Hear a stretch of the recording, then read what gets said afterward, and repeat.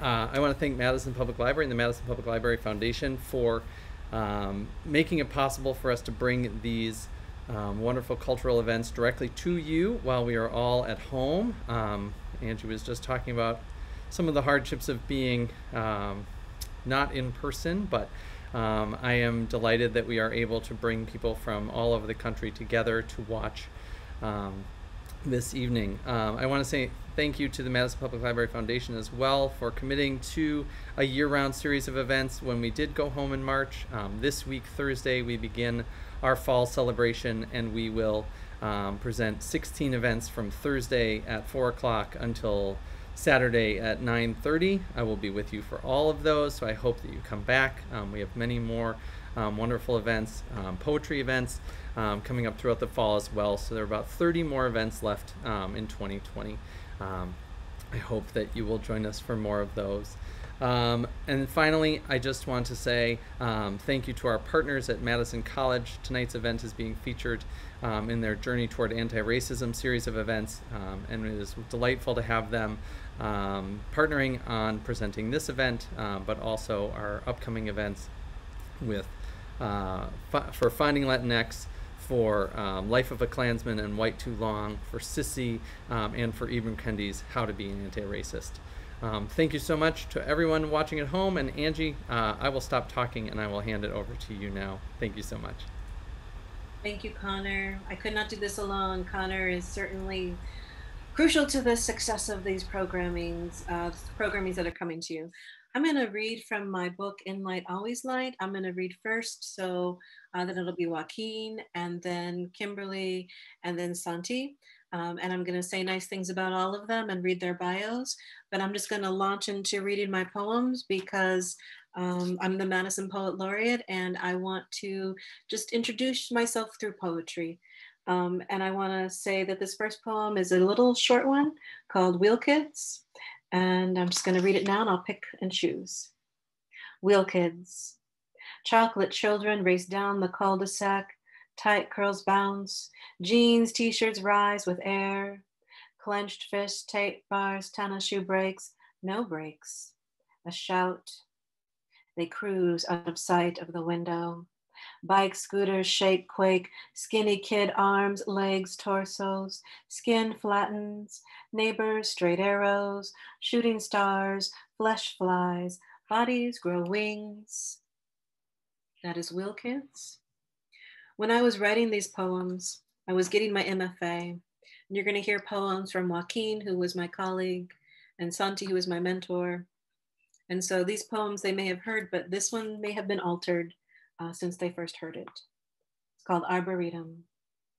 Frames Mexican bones, bodies who built railroads with broken backs, raw hands. An 1880 census conceals us, carving holes in steel cars for light night air, hanging hammocks for sleeping wives to rock under galaxies. One woman rides the continent, follows her man from Zacatecas, thighs astride her clacking motorbike, belly swings on a swing, sways on the rails until, where they lived in boxcars until kids were grown, where postpartum was unknown and unbalanced women got sent back, where my grandma, her cousins hid on the school hill to eat quesadillas. Neighbors claim the old man rode with Pancho Villa when men in suits leap off skyscrapers in New York, where my mom and Tia pretend not to speak English, teasing shopkeepers on the square, where my dad ran cross country to escape those fences, farmland, until he broke a mahogany streak on burnt clay tracks, where my uncle strove through bullets in Vietnam, dragging his buddy to the helicopter, and grandmothers trade apples for pears, fingertips and ashy wrists dig out change at the market, dolo tortillas during meals, one hand on the open flame, one hand flutters, holds the blue house dress. Where peony roots divide on their own, sparking an arboretum of sweet pink light, whose perfume carries itself uptown to the courthouse and drafts with garlic and chile. Where my sister came the day my grandfather was buried, water gushing graveside, and summers went vaulting between family houses, rhubarb sticks dipped in bone white sugar, rope swing thigh burns, treasure hunts in the gully. Where I visit now, Water their parched Easter lilies as they lie beneath the grass. Thank them for surviving Midwest winter's wars and lynchings, for firewood split, mole recipes on parchment, for raising people who love so much it hurts to swallow, for lessons on how small Karma women united overcome great sorrow, for sharing their one red lipstick and rose hand lotion when I was a girl, flowering. That's Arboretum. I'm coming to you from Madison, Wisconsin. We are on Ho-Chunk land here. I want to honor the people who came before us and whose land we're on. I would be remiss if I didn't do that.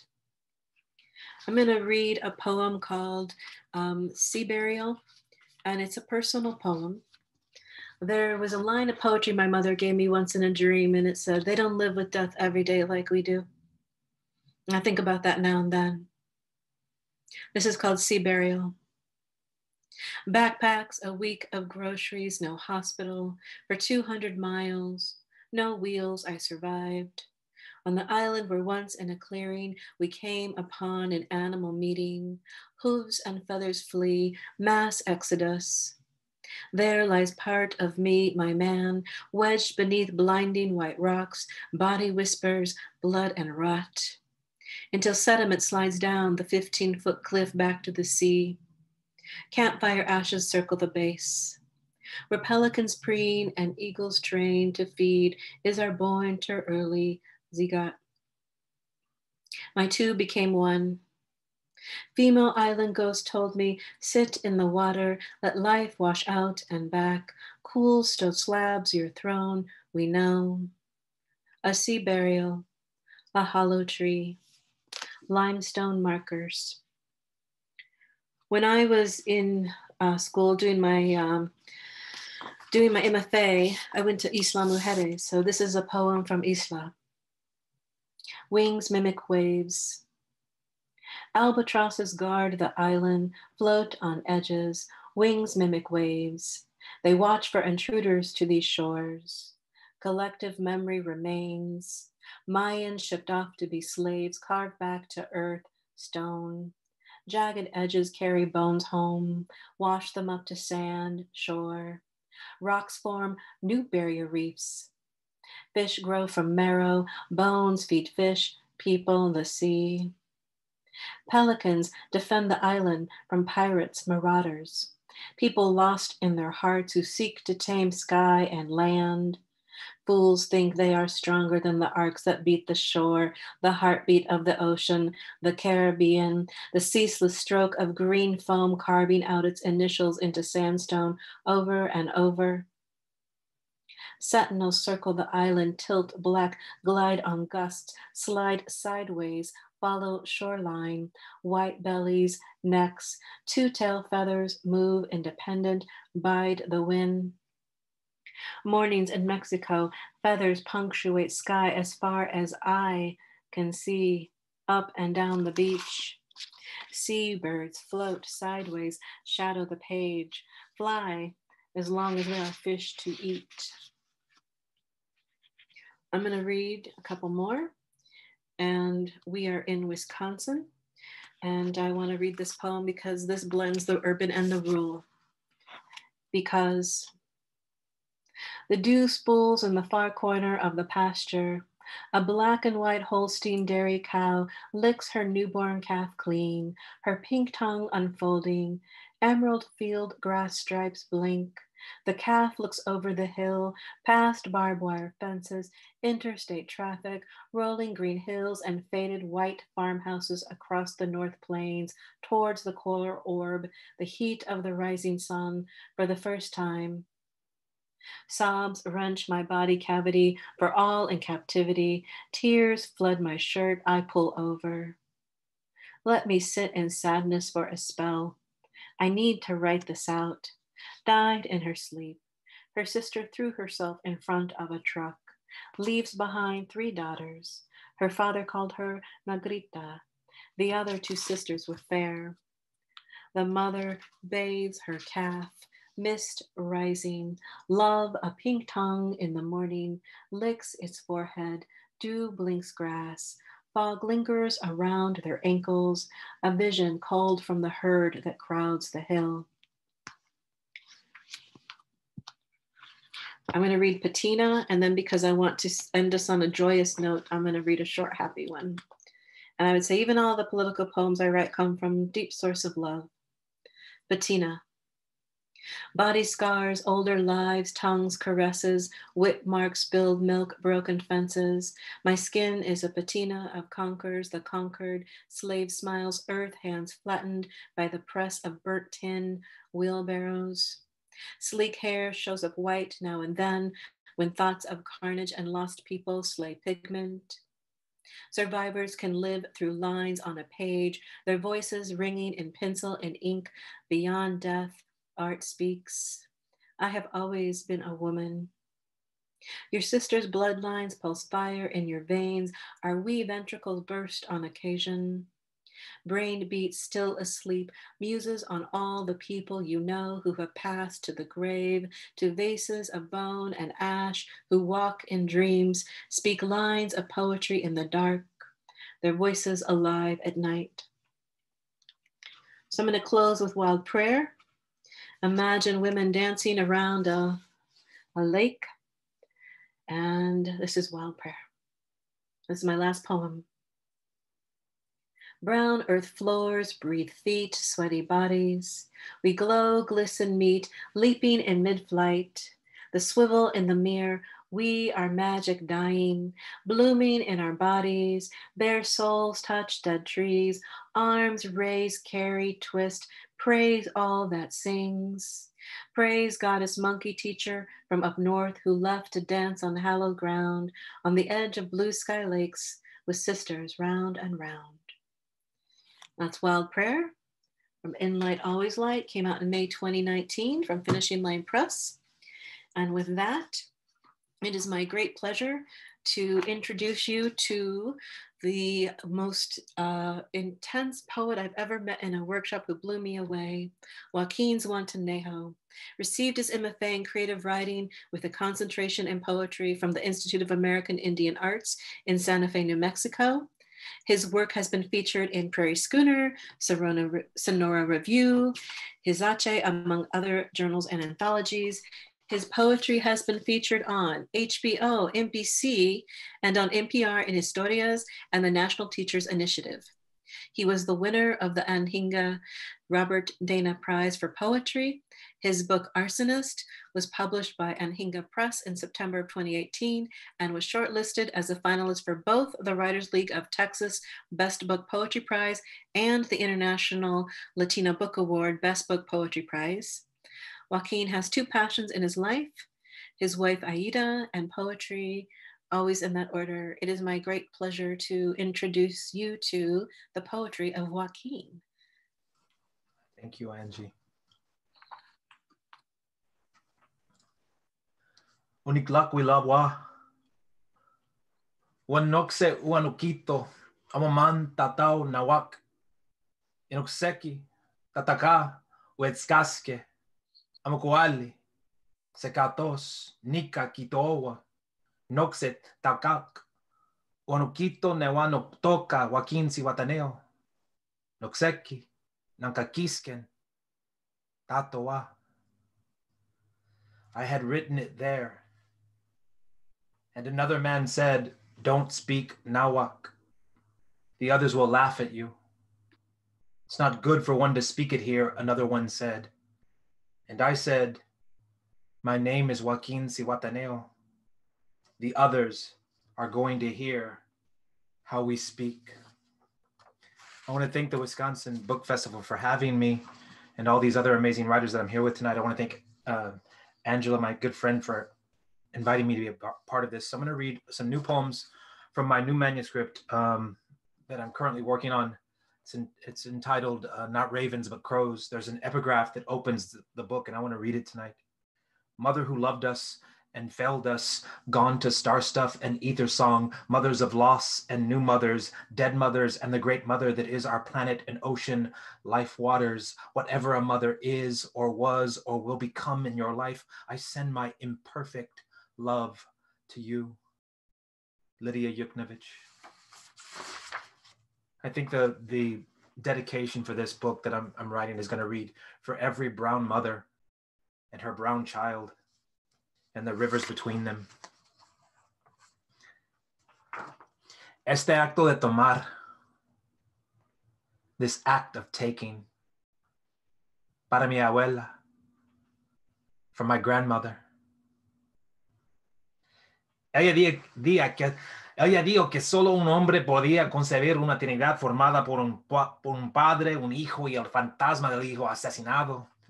She said, only a man could conceive a Trinity formed of a father, a son, and the ghost of the slain son. Ella dijo que una de esas Trinidades es imposible. She said, one such Trinity is impossible. Ella dijo que si miras de cerca la estatua de la Virgen Madre en el altar, verás dónde se ha hastiado el vestido azul en algunos lugares, causado sin duda por las manos de hombres irreflexivos, revelando el yeso blanco debajo. Solo la Virgen Madre tiene un alma sin mancha.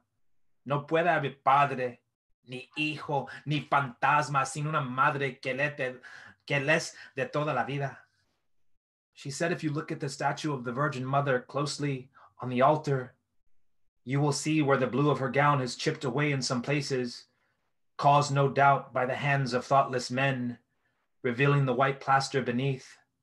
Only the Virgin Mother has a soul without blemish. There can be no father, no son, no ghost without a mother to give them all life. 2.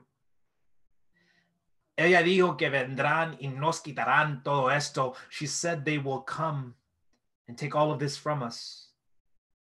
Ella dijo que es una cosa tan masculina este acto de tomar. She said it is such a masculine thing, this act of taking. Ella dijo que solo había una palabra en inglés para amor, pero hay muchas para robar. She said there was only one word in English for love, but there are many for theft. Ella dijo que está bien llorar, simplemente no delante de ellos, nunca delante de ellos. She said it's okay to cry, just not in front of them, never in front of them. 3. Ella dijo que se jodan. She said, fuck them. Ella dijo que es un pecado maldecir. She said it is not a sin to curse. Ella dijo que solo puedes odiar y amar en el idioma que se te da. She said you can only hate and love in the language you are given. If we were doing this reading, I'm coming to you live from North Texas in my home. And if we were doing this reading 175 years ago, this land that I'm residing on right now would be called Mexico. Annexation is a big fancy word that a European made up to make theft sound nicer. So I too want to acknowledge the original landowners and possessors of the land that I now stand on. And I'm grateful for their sacrifice, and I hope I honor them with this work. This is Coatzacoalcocas, the smallest O ripped of percussion, not ravens, but crows in her throat. Blood more akin to black than red. Wingtip feathers spread like desperate fingers. Not ravens, but crows in her throat. Clawing their way from inside out. A finger extends like feather tip. Trigger weight not lighter than 5. Cawing their way from inside out. A rented shack. A ribbed dirt floor, a lifeless child not more than 5. Ebon feathers, all that remains. A rented shack, a ribbed skirt tore. Open earthen vacuous eyes, hand over hand, lower remains, black feathers, brown skin, blood more akin to black than red, an open mouth, the smallest O, wings of ink unfurl like fingers, not story, but murder in her throat. So this new collection is entitled Not Ravens, but Crows. And although there are a lot of crows that appear in the poems, even in that last one I read, to be perfectly honest with you, the poem title just comes from a conversation I was standing beside. I was standing beside two poets, Sherwin Bitsui and James Alunyoda Stevens, and they were both smoking outside at this get together. And I love hanging out with people who smoke because, I don't know, I just tend to hear great stories by them. And they were silent, and I was standing there in silence with them. And Sherwin Bitsui looked up and saw two large birds on a telephone pole, and he said, "Huh, crows." And then James Alunyoda Stevens said, "Not ravens." I mean, because Sherwin said, "Look, two ravens." And then James said, "No, not ravens, but crows." And when he said that, I kind of wrote it down in my seed book, "Not ravens, but crows."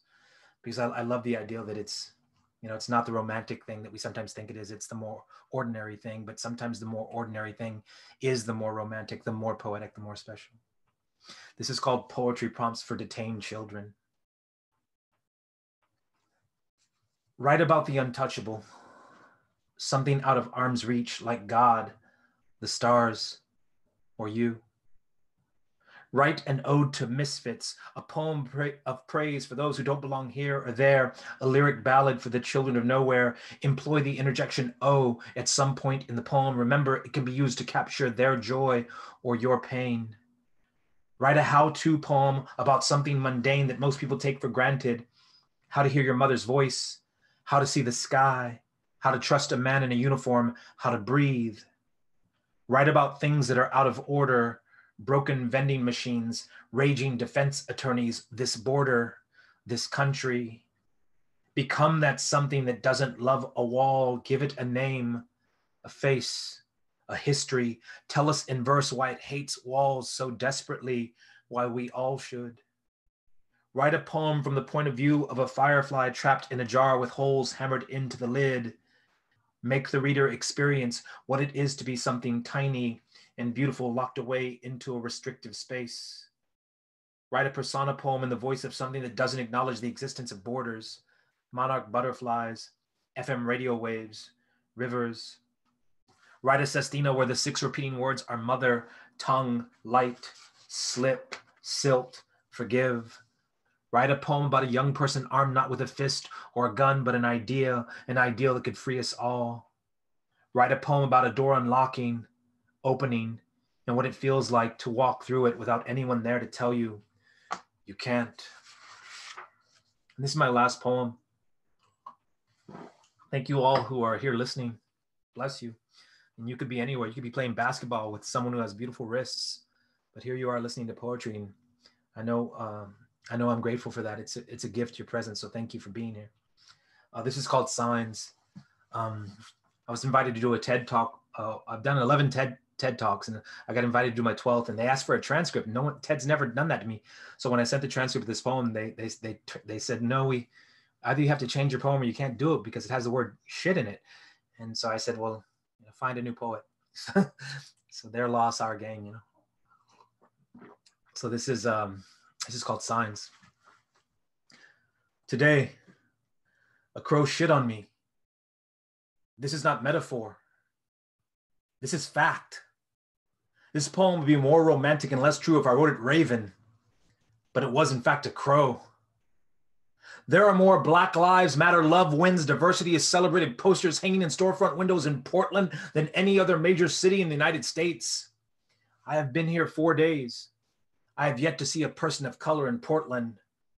One might argue the 25th largest city in this country is not a major city, but with a combined statistical area, it comes in at 18. I find a bar graph online depicting the racial makeup of Portland: 74% white, 8% Asian, 6% Black, less than 1% American Indian. There is no bar graph labeled Latinx, Latinx, Latina, Hispanic, Chicano, Mexican American, Mestizo. There is one labeled other. We might be in there. A group of crows is commonly called a murder, but can also be known as a muster or storytelling. Some of the most woke white storytellers live in combined statistical areas that are 74% white. Those writers too have signs in their front yards that read, all people are equal, people and planet are valued over profit, women are in charge of their bodies, as do their neighbors. There are signs everywhere in Portland. There is no way for sign makers to keep up. I do not know why a bird shitting on you is a sign of good fortune. I fell back on the advice of my students. Mister, Google that shit. So I do. Theories vary. The first search yields me 3 possible answers. 1, it's messy and disgusting. So is childbirth. So there must be something good about it. 2, after being shit upon. Yes, the website used the word upon. It did not use the word shit by a bird. One's day surely cannot get worse and thus can only get better. 3, it has everything to do with the odds. Something along the odds of winning the lottery, or of being killed by a white police officer under the North Skidmore overpass near Interstate 5. If you see 5 crows, sickness will follow. If you see 6, death will follow. This is not fact.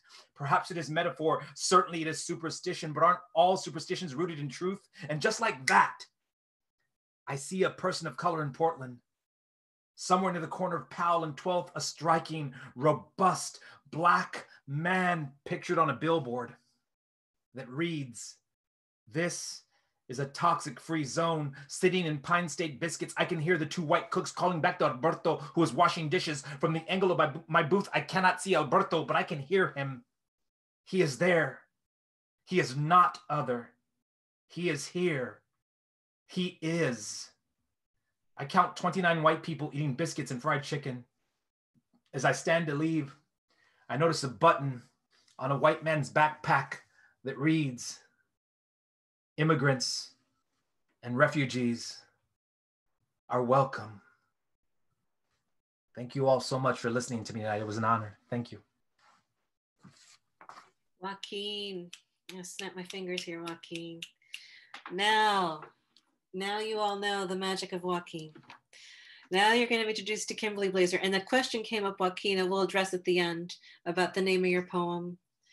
It is my great honor to introduce my friend and often a poet colleague in many spaces, Kimberly Blazer. And she's influenced me greatly. And I'm so fortunate to share this state with her. She is a writer, an unbelievable photographer and scholar. She served as the Wisconsin Poet Laureate for 2015 to 2016. She is the author of 5 poetry collections, including Copper Yearning, Apprentice to Justice, and the 2020 bilingual Resistor. Oh, I might mess this up. I'm just going to say it the way that I know and I don't mess it up. Dancing Resistance. It's on the website. She's an editor of Traces in Blood, Bone, and Stone, Contemporary Ojibwe Poetry, a professor of English and Indigenous Studies at the University of Wisconsin-Milwaukee. She also serves on faculty at the Institute of American Indian Arts and the MFA program in Santa Fe, from which many of us came from. She's included in more than 80 anthologies with selections of her work translated into multiple languages, including Spanish, French, Norwegian, Indonesian, Chinese, and Hungarian. She is a global poet. She has performed at over 300 venues around the globe, from Arctic Norway to the Kingdom of Bahrain. Her photographs, pictopoems, and ekphrastic poetry have been featured in many venues, including the exhibits Ancient Light and Visualizing Sovereignty. She lives in rural Lyons Township, Wisconsin, and for portions of each year in a water access cabin near the Boundary Waters Canoe Area Wilderness in Minnesota. She is the founder of the literary organization INNAPO, Indigenous Nations Poets. And I have to say, Kimberly Blazer, it's wonderful to have you here. And I know you're in your home, your other home, but thank you for taking the time. Thank you, Angie. It's wonderful to be here and to share this space with these wonderful poets. Joaquin, Angie, those were just great readings, and I'm really proud to be here with you tonight. Welcome to everyone. Thank you for coming out. I want to thank the Madison Book Fest for hosting us. And I am, as Angie said, in our other home, which is a water access cabin adjacent to the Boundary Waters Canoe Area Wilderness. And I want to start out by honoring the Anishinaabe people Kim Blazer, Indigenous Kaz, Anishinaabe Kwe, Ndau, Gawababi Boni Kag, and Donjaba. I'm Kim Blazer. I'm Anishinaabe from the White Earth Nation, and I'm currently in Minnesota. And I want to ground us with this first poem, In This Place. The way we love something small. Vowel sounds from a land, language not yet lost. Muningwane kanig minis. My tongue an island too, swimming where Migas rises, this ache tiny but growing, the place I keep it. The way we love something small, the spare copper leaf on pavement after rain, notes in evening hallway of the music building, my heels a metronome keeping time. What holds us to precision? Boundary waters, cedar growing from rock, bonsaied by elements, intricate curve of trunk, the space around it. So I'm here in that place with the space around it. And I have to say that on Wednesday, I snuck out to do a little short paddle, and every digit was freezing because it was very windy and not that warm up here at that moment. And I was coming back a little early because I really was so cold. And I was looking up, watching a hawk. And then when I looked back in the water, I said, oh my goodness, I was in my kayak. I said, I didn't realize there was a log there. And then the log starts moving somewhat rapidly, and it was a bear, Makwa. So I am in this incredible place right now, and I'm happy to welcome you here with me. And happy Indigenous Peoples Day, because it is Indigenous Peoples Day. I want to start with a new poem that recognizes what we'll call the colonial project. Poem on disappearance. Beginning with our continent, draw 1491. Each mountain, compass point, indigenous. Trace trade routes, languages, seasonal migrations. Don't become attached. Yes, reshape by discovery, displacement. Move your pencil point quickly now, as if pursued, a cavalry of possession that erases homelands. We shrink in time lapse of colonial barter, disappear. Now draw a brown face painted for ceremony, half a face, nothing. Draw nothing around a crumpled bird body, no wings. Draw emptiness inside desecrated burial mounds, a stretch of absence where fallopian tubes once curved in hope. Sketch void across Buffalo Prairie. Draw the empty of elk, of passenger pigeons, of silver trout. Conjure with your hand the shape of girl blooming, curves of face, her laughing eyes. You've seen them, postered and amber alerted, missing, evening newsed, and gone. Draw a woman wrapped in a blanket, a child's body weighted. Draw stones sinking into every river on the map. Draw carrion, blackening skies, carrion, plucking vision from round brown faces. Draw missing, draw murdered. Work carefully now. Turn your hand to the new continent. Again, picture it. Nothing.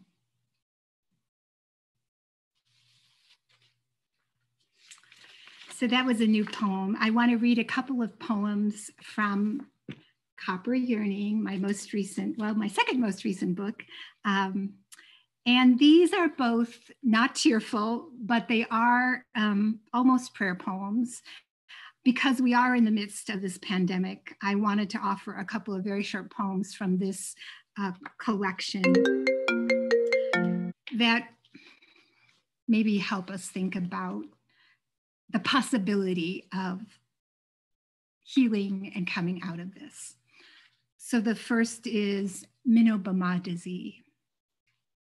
On the brow of the weakened world, this August sun still spills warmth. Here where furrowed hands gather herbs, here in the copper memory of Minobamadazi, we camp once more under this canopy of regret. Sprinkle each fragrant offering over fire, clasp songs tight on throat strings of ancient belonging, chant belief in any language you know. Aki, Nabi, Gaye Anishinaabe, Nananda Wei'iwi Nagamo. Sing healing songs for earth that bleeds, the tired waters, and all the tired warring peoples. Name the tribes and vibrating cells of rock and sweetgrass, of tobacco and rattle, of migazi wings and sweet cedar smudge rising. Here in the strong heart of ceremony, we wait, leaves teaching a spiral calm. Soon words gather like medicine, mashkiki, bead now into seated images, into litanies of clan relatives, loon song and bear stories, the mineral regalia of sky. Once more, echoes of crane clans nourish our journey, rhythm lifting the sad fever of forgetfulness, everywhere making us whole, Mino Eya. And the second poem from Copper Yearning, I offer to all of you who have lost some. We are living in a time of loss, and some of us have lost people close to us. All of us have watched the world lose thousands and thousands of lives. And so I offer this poem, which I wrote originally to help me deal with that constant feeling of having loss in our lives, losing people we cared about. Afterwards, because the smallness of our being is our only greatness, because one night I was in a room listening until only one heart beat, because in these last years I've worn and nearly worn out my black funeral shoes, because the gesture of afterwards means the same thing no matter who speaks them, because faith, belief, forever are only words, no matter, because matter disappears always and eventually, because action is not matter, but energy that's spent changes being. And if death too is a change of being, perhaps action counts. And if death is a land of unknowing, perhaps we do well to live with uncertainty.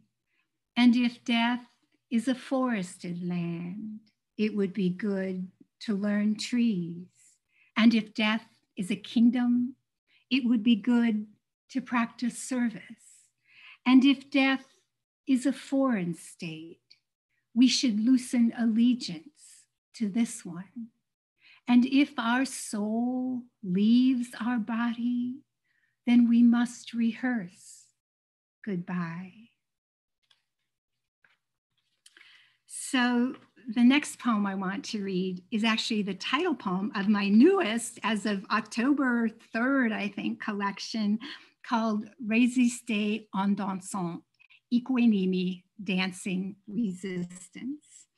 And the book is out in the world. They sent them to my home in Burlington, but since I'm here in Minnesota, I don't actually have that, the poem itself in my hand, or the book itself in my hand. And so I'm going to read it from this, but look for that online. It's a beautiful cover. And I should say about this poem, part of the reason it is the title poem, but I also selected to read it tonight because it is about the jingle dress, which is a healing dress and a healing dance in the Anishinaabe and larger Native community. And we've been using the jingle dress dance since March as a way of calling for healing for the world. And so I thought it'd be a perfect time to share this poem. Ikwe Nimi, Dancing Resistance. 365 jingles in rows upon my dress, turned by the hands of one who deserted, escaped a mandated pipestone education. 266 miles looking backward for pursuit, hiding from promised punishments by day, migrating like Hmong relatives by moonlight. 365 ribbons hold the jingles to my dress. Colorful strips cut, tied, and threaded, stitched by the laughing women of my childhood. Women who earned $2.25 for piece stitching geese aprons, pot holders, whose stiff fingers tap drum beats to sew by. 365 prayers swing and tap one against another. Zongwegwe magode, ancient medicine dress, silver coned legacy sounding the cleansing voice of rain. 145th White Earth Nation celebration powwow, the weight of Anishinaabe history on my back. A dress made light by resistance, this healing and art. And then I'm going to read another new poem. I wanted to read this in solidarity with Black Lives Matter, and I wrote it after the murder of George Floyd. The title of it is Dead Letter, and that title refers both to those letters that are undelivered that the US Post Office gathers, but also to laws and treaties that have never been repealed but are ineffectual because they haven't been enforced and so are defunct. And in here there is a line from Mon Long's elegy, Dead Letter. Kneeling before what God on another man's neck? How we lynch now in America, a forgery of justice, protect and serve defunct as dead letter laws. George Floyd, another notch on the pearl handle of power. Tamir Rice, Breonna Taylor, Eric Garner, Dontre Hamilton, notch, notch, power notch. Spell me another word for master. Picture postcards of lynching sent, videos of murder by police addressed to each hall of justice, undeliverable, addressee, unknown. 2. And what if hope crashes through the door? Migizi burns, a riot of flames, a sorrow of suffocating bodies. I can't breathe, your toxic America.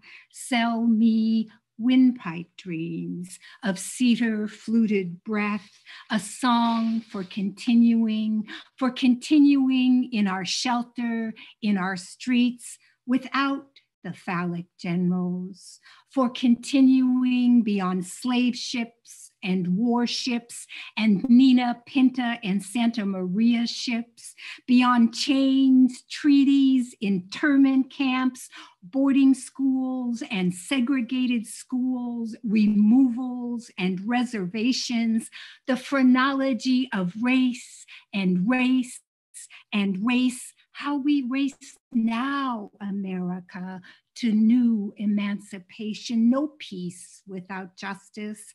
Let us mask ourselves in hope, all broken of these histories. Kneel now together and count. 9 minutes to freedom. And I want to close tonight with a poem from the new Norton anthology, which is When the Light of the World Was Subdued, Our Songs Came Through, a Norton anthology of Native Nations poetry. And it's just out, edited by Joy Harjo, Jennifer Forrester, and Leanne Howe. And Santee's in here, I'm here. It's an incredible collection. And even though the poem that I'm going to read is old, it is from this wonderful new collection. And it is a poem that I want to offer for all of you out there who work for justice.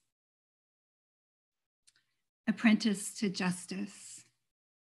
The weight of ashes from burned out camps, lodges smolder in fire, animal hides wither, their mythic images shrinking, pulling in on themselves, all incinerated fragments of breath, bone, and basket rest heavy, since no dust bowl wind can lift this history of loss. Now fertilized by generations, ashes upon ashes, this old earth erupts. Medicine voices rise like mists, white buffalo memories, teeth marks on birch bark, forgotten forms tremble into wholeness.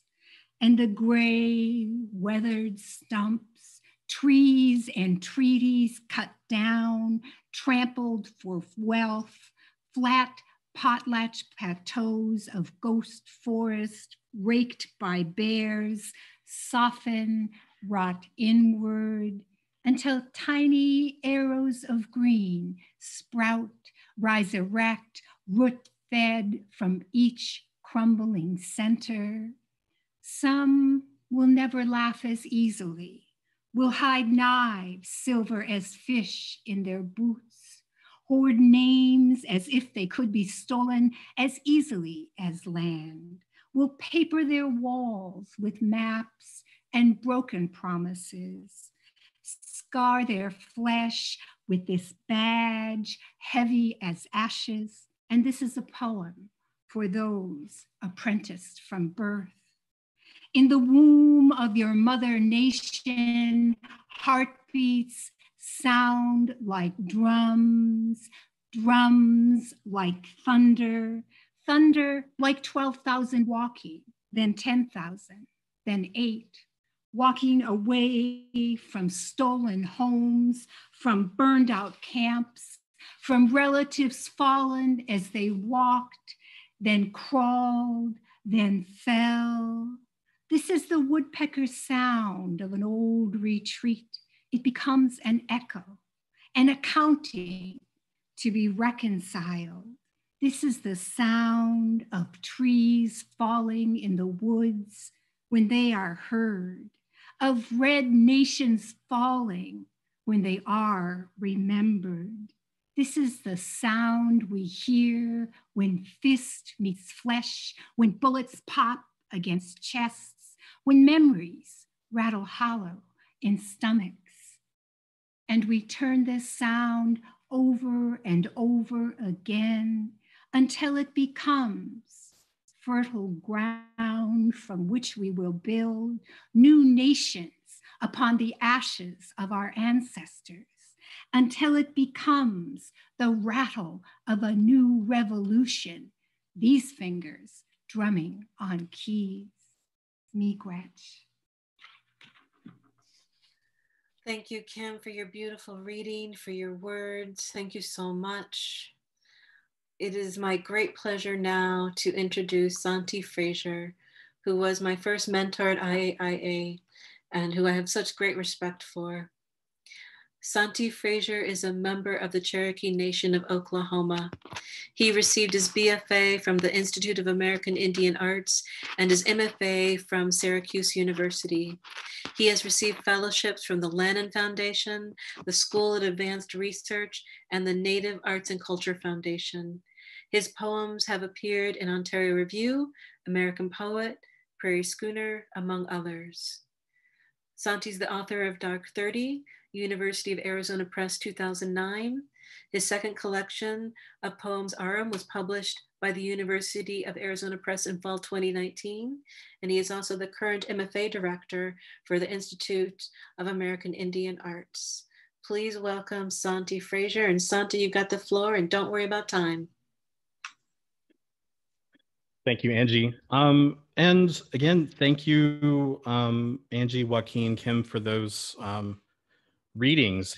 I always take the time to appreciate just being able to slow down and just hear people's sounds, their poems, that kind of thing. And tonight, a part of what I do as a poet is really centers around a lot of it on design, typography, visual language, but then, also the sound of whatever project it is that I'm working on. So since I've been doing these Zoom readings, I kind of have been doing this sort of slide deck presentation to accompany my work, because I think it's important, at least the way that I do things, for people to kind of see how the line, the language, the typography, those kinds of things are operating on the page.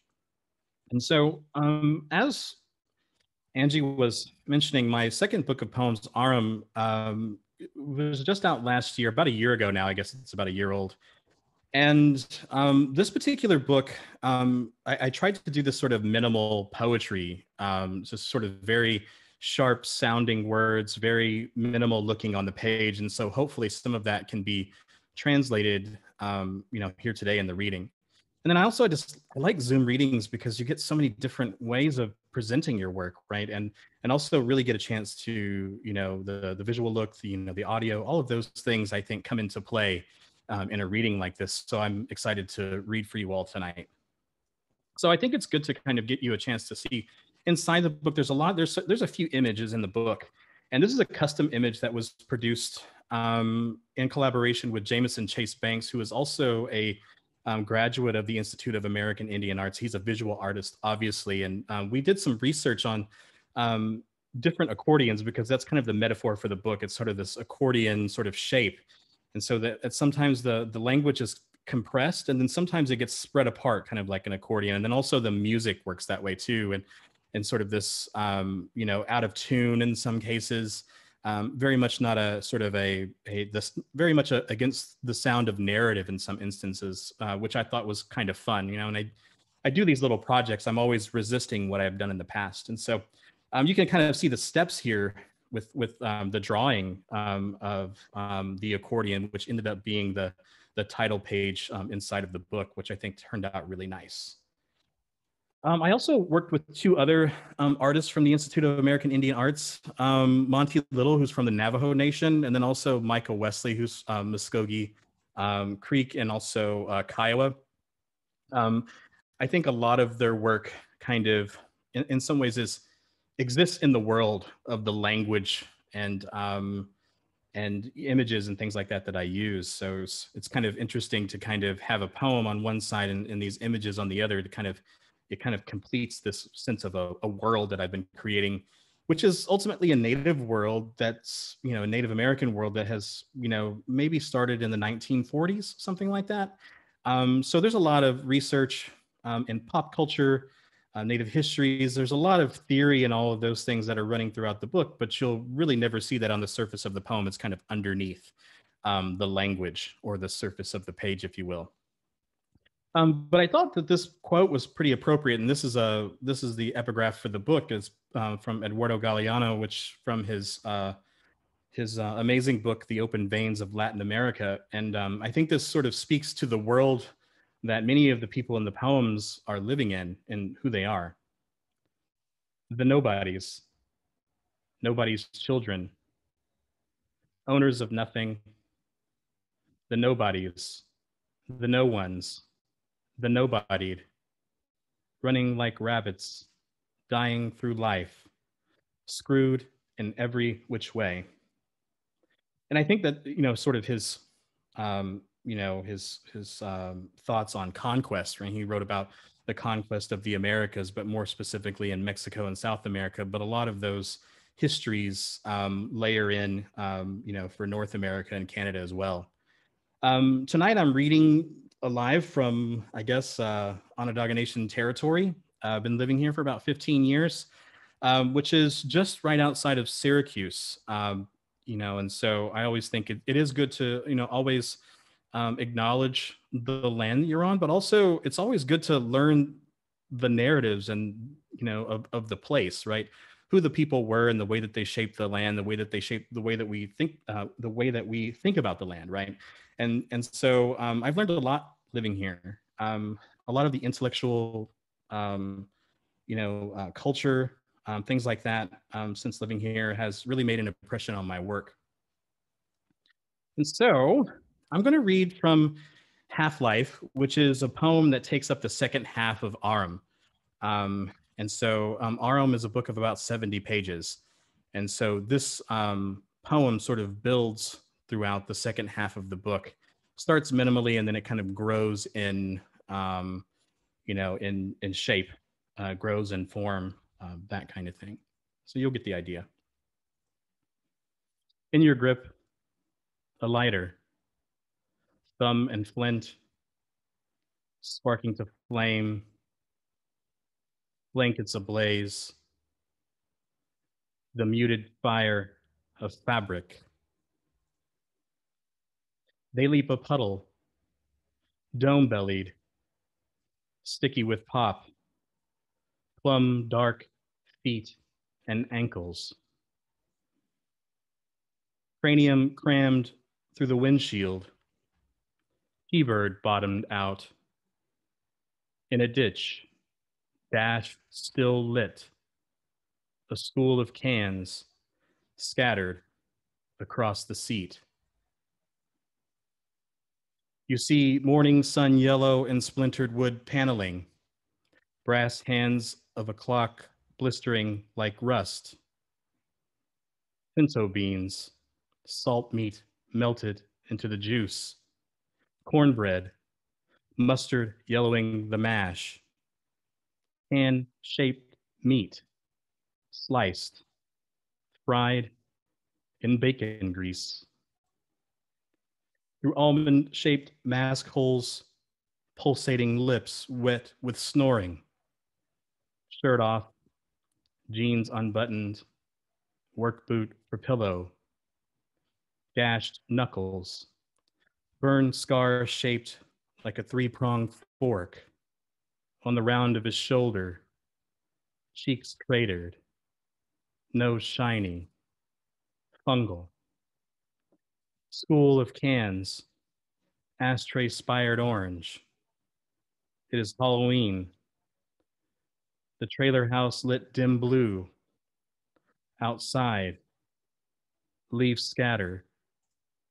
Applause. Through almond-shaped mask holes, you see a dim-lit bathroom.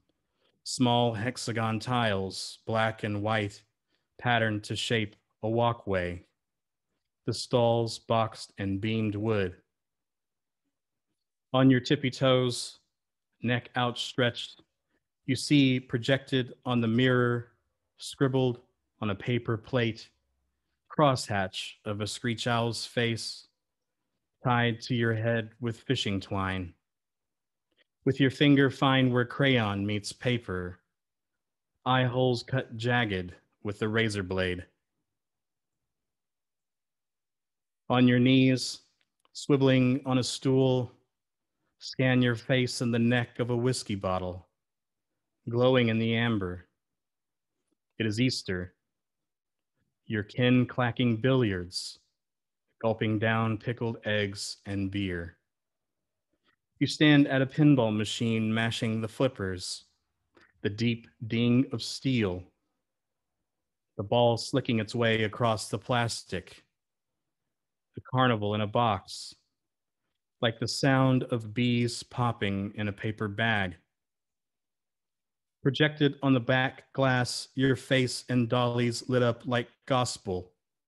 Hoot and stomp echo in the tavern, the juke bright against the cinder block, the forget it, blinking, pink, neon.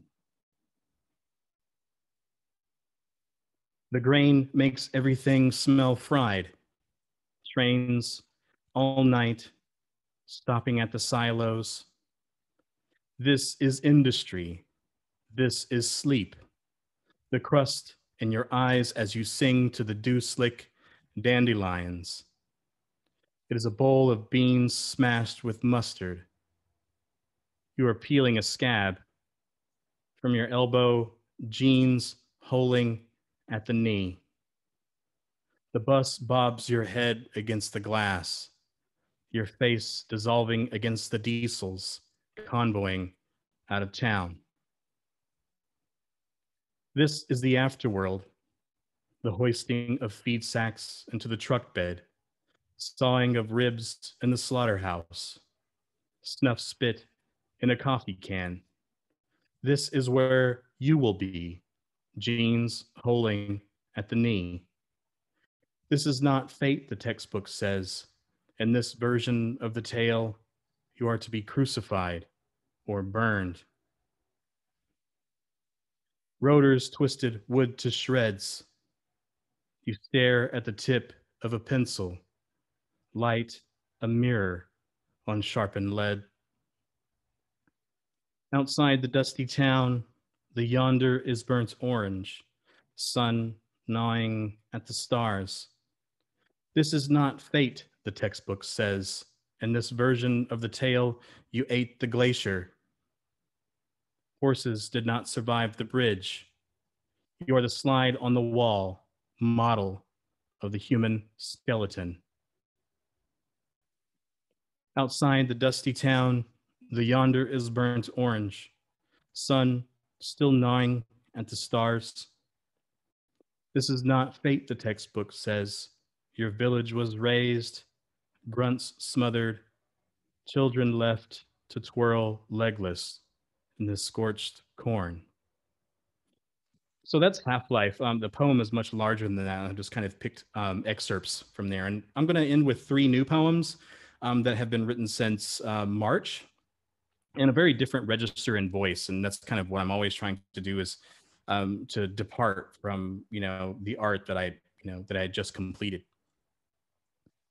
So this is kind of a riff on Wallace Stevens. Variations on loneliness. A white light spalls through the drab, curtains beige and stiff. Outside, limbs, ground, aglow. A lean of snow carved by a dim wind. Tires hiss the wet asphalt. In pining for the slow hum of gears, a rumble in the cavern of ear.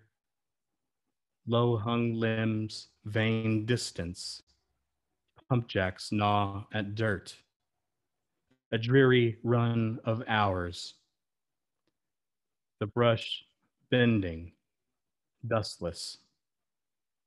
Light and sound shaping the blackness. Sometimes distance is a malady fraught with undazzling clank, as to skim slick misty bark or hum a tune of rot. I envy dreams that cleave well-bred spells of woe, that vector ache, and rifle the banal into dusks ornamented with kindling, as to argufy small oblivions culled and speared by ochreish glint. Hyperacusis, this is a sort of a sensitivity to sound, or about that. The slow crawling light wilts into the dark flat of asphalt. The moon rings the dim lit room. The scraping, the fire, dust in the deep flesh of ear. Strike a match, watch the flame. The scraping, the fire, ring in unison. The brain's bent fugue. Yoked mica, deafened glint. Scrape and fire. The moon ringing the dim lit room. A louse in the crevice of brain. Wrinklescape and knuckles flexed, lashed, etched around the steel. The affliction of squalor, a pummeling, a skull and brain smelted in a starless dark. So one last poem, and I wanted to thank you all for listening. These are very new, so I'm still sort of revising them, but I think it's always good to read something that, that has been, kind of fresh in my mind. I'm still sort of playing with the language and the lines. Pavement roars the thin dark to dawn, the softest of dreads. In the brain's dark, the metal noise of work wanes, and I wince in the quiet as belting and welts shape themselves into the jejune gray sunup, the slightest of umbrage tracing the edges of verse rung of linity. I uncork the amber and swill. My neck slumps and nod. To excise disbelief as headlights beam the length of a bridge, where below the stream is high, the current swirling, bugs not yet buzzing the thicket. The day begins in blur and racket, the whine of diesels, the grunt of gears, a void of wrenches and pistons, and I stare until the drizzle becomes rain and the rain clicks. So thanks, everyone. Thank you, Santee. Thank you so much, Joaquin and Kim and Santee. I think everyone's going to want to run and sign up to work under you now or learn from you. So that's wonderful. I want to bring us all back if we can. There's a question in the chat, which I'll ask. So if you want to unmute ourselves. So here's a question, and anyone can answer it. According to the Census Bureau statistics, Portland is the 6th whitest, not Hispanic or Latino city in America. Madison is the 5th. Yay, Madison. How do we work to create spaces for other types of people and culture in places with overwhelmingly homogeneous populations? I think I might have grown up in the whitest place ever. I grew up in Iowa. It was like 98 to 90% white where I grew up. And I'm here. And poetry helped me find my voice and share poems with others.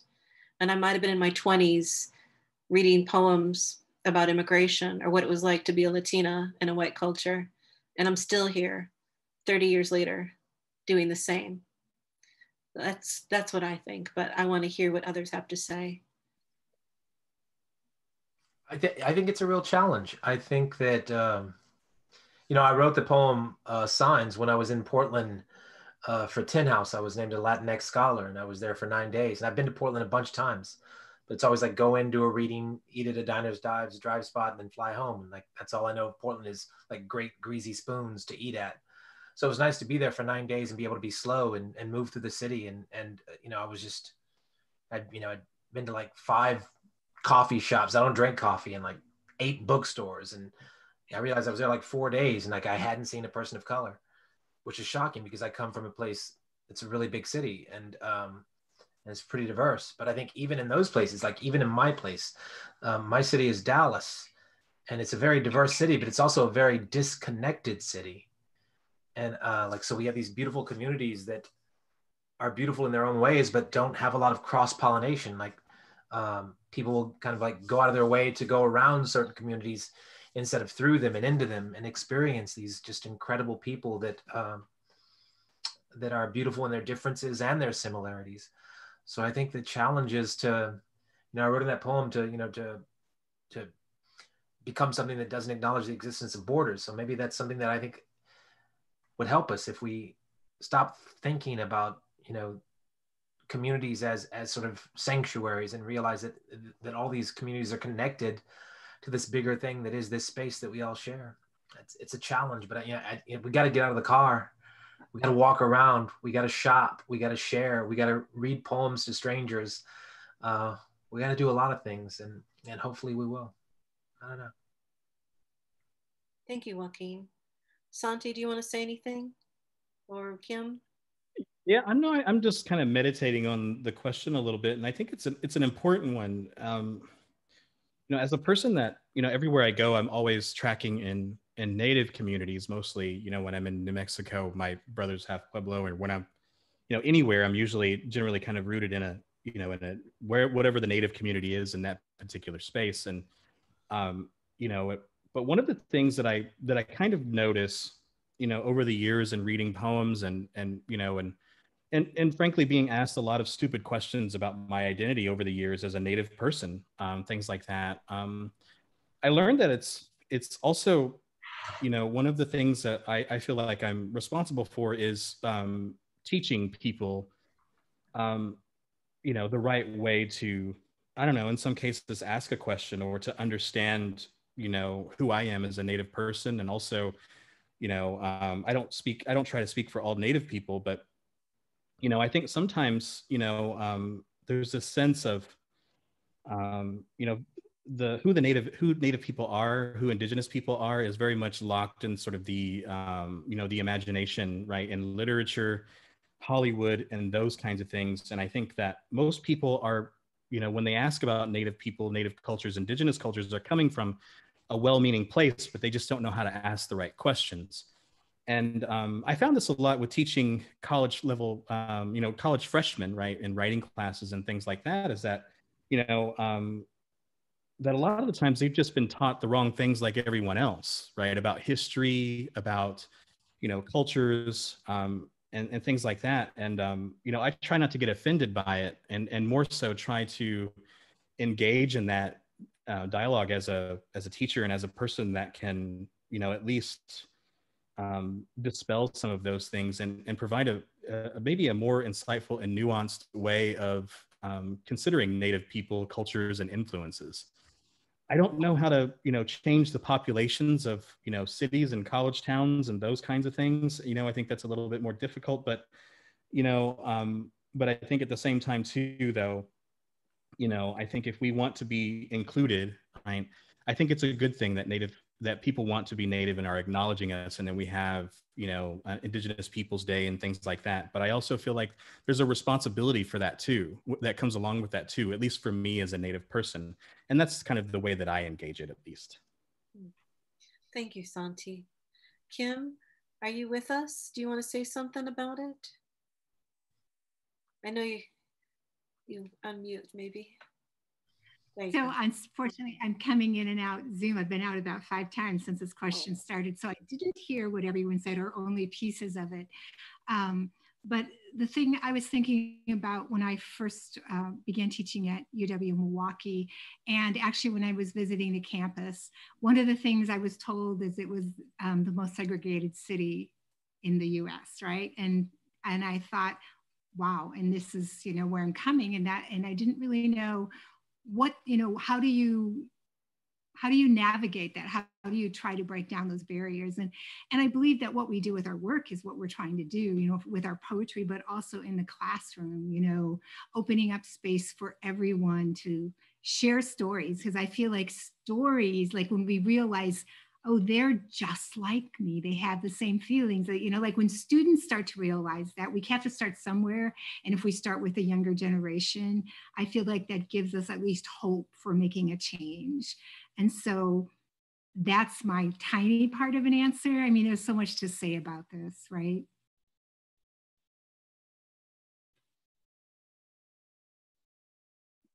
I appreciate all your responses, and I think that is our only question we have. So I just want to say thank you, Santee. Thank you, Joaquin.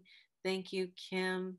I said early when we were getting ready that if it had been normal times, I would have cooked for you all and invited you over, and we would have had a fire in the back, but maybe some other time. So it is my great pleasure to share space with you. Santee, like, I've learned so much from you, and I might cry because it's just wonderful to have you here as my mentor and thesis guidance, because those poems definitely have your mark on them. And then I guess Connor wants to stay on Zoom for a second, and Joaquin, to learn beside you and to watch you go and to bring you here is wonderful. And Kim, what can I say? You've helped me in so many ways, and you got me on the Wisconsin Poet Laureate Commission. You gave me a seat at the table, and I appreciate all you've done for me. So I'm gonna get emotional, but you know, it's the way I roll. I'm not afraid of the tears. I like to go vulnerable. That allows others. But I think Connor's gonna shut us down and then keep us here for a second. So thank you. Yeah. Gotta turn my microphone on. I just wanted to come in and say thank you to all of you for being here tonight, for bringing this wonderful celebration of Indigenous Peoples Day to all of us. We have people on 4 continents, people in 23 different states watching tonight. So this is truly much broader than just Madison, but on behalf of all of us watching here in Madison and all sorts of people who do my job, thank you for doing the work you do, and thank you for participating in this year's Wisconsin Book Festival. For those of you watching at home, we'll be back at 4 o'clock on Thursday with 16 events over 3 days for this year's fall celebration, and many, many more times throughout the fall. So thank you all so much for being here tonight. I really appreciate it. I know our authors do as well. Have a wonderful night.